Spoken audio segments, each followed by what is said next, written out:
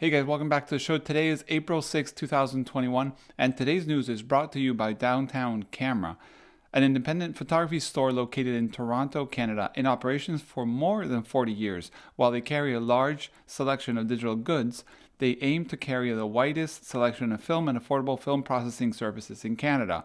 Join their AM/FM club and get 25% off Kodak film and chemistry and 10% off other goods.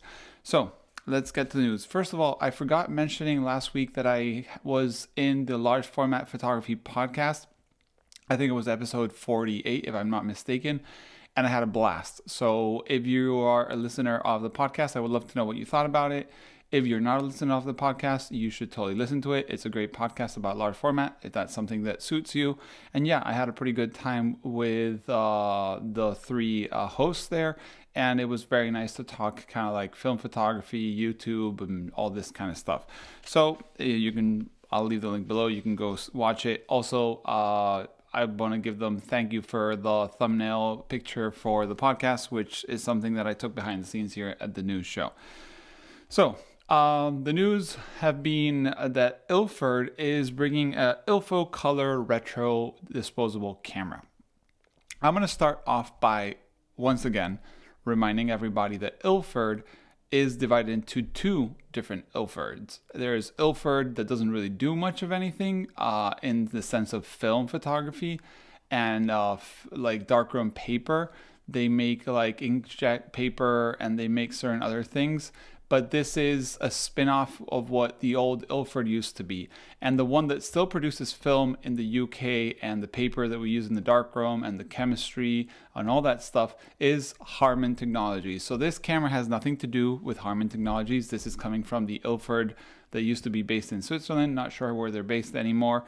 They don't really make film for our cameras that we love. So no, Ilford, also known as Harman Technologies, is not going to start making color film. So this color film retro disposable camera is filled with who knows what color film. It's ISO probably 200 or 400. Haven't really checked that out. But you know, the usual disposable camera. And it supposedly has some sort of retro vibes to it. So maybe the film is old or something and expired. Can't tell you. It's going to be available, I think, in Australia and that part of the world first, and then maybe the US. So if you guys test it out, let me know. But reminder that Ilford, Harman Technologies, also known as Ilford, is not making color film anytime soon. So don't get your hopes up. Then, talking about disposable cameras, Fujifilm brings back the Quicksnap Waterproof camera.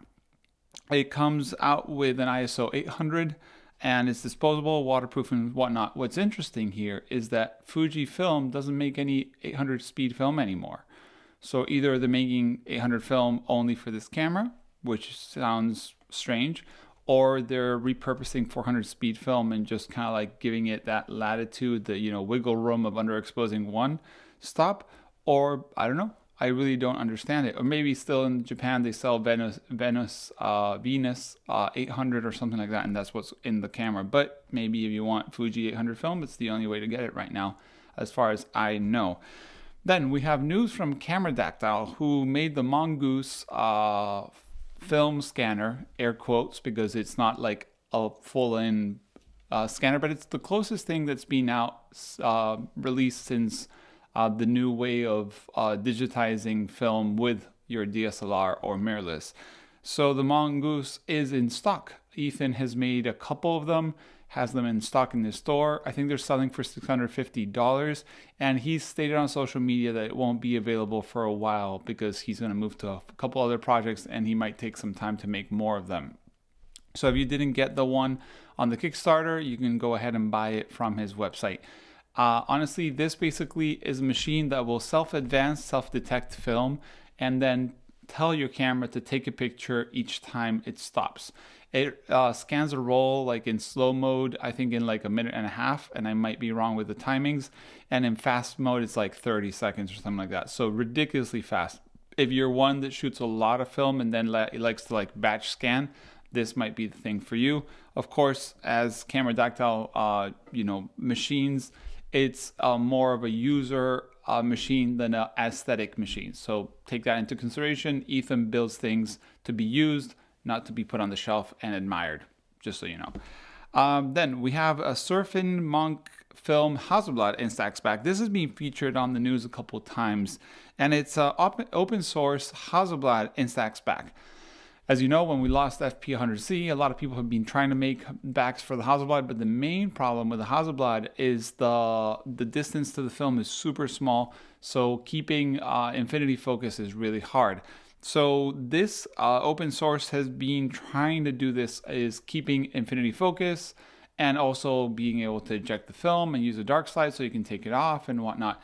So it seems that he's slowly getting closer, and you can go check out not only his Instagram, where he posted a picture of the back on the camera, and this is relying on 3D printed parts, but he says it's the cheapness and the entry levelness, and you lose reliability, and maybe you have to print certain things when they get used. But this is pretty cool. I hope he does achieve the infinity focus.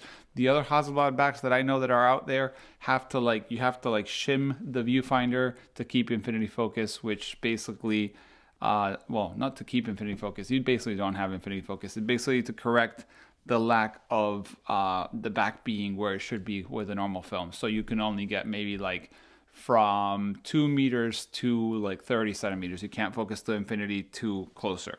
So basically that. Then Ribeni Labs Spotmeter update. As you all know, Ribeni Labs came out with a Spotmeter that was hugely successful on Kickstarter, and Matt actually wrote me and told me that he had an update. He's been working on this. He's upgraded the CPU or the processor. I'm sure I'm going to say the term wrong. It's the processor. And basically by doing that, he managed to integrate USB upgrading, so you can upgrade the firmware through USB. He's changed the battery door, which now that battery door, you open it. It's not like the old style that was like a little tray. This is more like your TV remote, kind of pop open, and it uses the two same batteries. I think they're LR44, which are the ones that the previous meters he makes use. And he's also integrated zone metering and more. There's a bunch of information on the Kickstarter website. I highly recommend you check it out. It's open to everybody, so were you a backer or not, you can read these updates. I do appreciate that, Matt, if you're doing that for someone like me, to give the news to everybody out there. And yeah, he's also securing a bunch of the chips, because supposedly there's a problem with supply right now and demand with chips from I think mainland China, if I'm not wrong. And he's going to get a bunch of them. He's upgraded, like I said, and there's going to be all these features. So you're into a light meter and you want something different, smaller, easier to carry with a bunch of features, I think this is a good option. Then we have, super cool news with this. I've been following a project called Graflex Parts, and this is basically someone, and I'm going to say his name wrong, Graham Burnett, who's been fixing, upgrading, refurbishing CLA and whatnot, Graflex cameras and similar. And I say similar, I just checked his website. He also fixes other focal plane shutters on other cameras. There's a couple out there in the world. So I've been following him on Instagram. It's amazing. He strips the cameras down to the wood. Then he redoes everything, the shutter curtains and all this. It's amazing work what he does. But he's released in the past days a new camera. And I'll, again, air quote, new camera. He's managed to integrate one more speed, and it's a faster speed. And it's a 1/1500th of a second. These cameras usually max out at 1/1000, so he's added that 500th over that. So it's faster, which means you can shoot wide open without neutral density filters or having to be so worried about certain things. You can even freeze movement a little faster. And do remember, this has a little curtain that comes down, so if there's any fast movement, you'll see that, you know what they say with digital cameras, the jello effect that happens. Basically that can happen. And he's done a couple other things to these cameras. Also, they're super spec'd out in the sense of the visually. He's changed the leatherette. He's the brass has this very cool look of CNC. So if you're into one of these Graflex, you can write him. They're called the Retro Graphic, and has a focal plane shutter, which means you can use lenses that don't have shutters, like the Aero Ectar or the Pentac and so on. So yeah, super cool. They're not on his website, so I can't give you a price, and I'm sure they're going to sell out before he even puts them on the website. So if you're interested, just write him, and I'm sure he'll be able to put you in the line for future cameras he makes, because these are probably, he buys them off the market, refurbishes them, puts these new specs, and then puts them in the market. If you're on the list, you can get it sooner. Then another update from a camera that I mentioned once, and it's the Cairo camera. And this update's on Silvergrain Classics, so you can go check it out. But also, I found his Instagram account and a YouTube channel. The Cairo camera is, so far, it's a do-it-yourself kind of project, and I'm sure this might end up in the market at some point, but it's a field camera that integrates all the movements of a monorail camera, large format, okay, guys? So he's made this camera to have like all kinds of geared movements and all kinds of movements, like bellows compress a bunch or can extend a lot.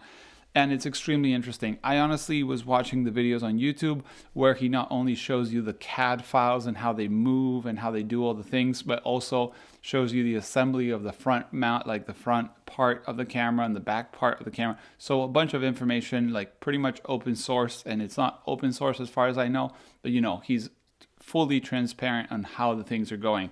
So very, very interesting. As someone that loves technical cameras, large format cameras, and especially monorails, this is extremely attractive to me. And I think if you're interested in large format, this could be a camera to check out because it does what a lot of others don't. And the fact that it's, made to such high standard, if it ends up in the market, is really cool. So yeah, that's the news for this week. As always, you can send an email to the email below. Thank you, Downtown Camera, for sponsoring the news. See you in the next one. Bye.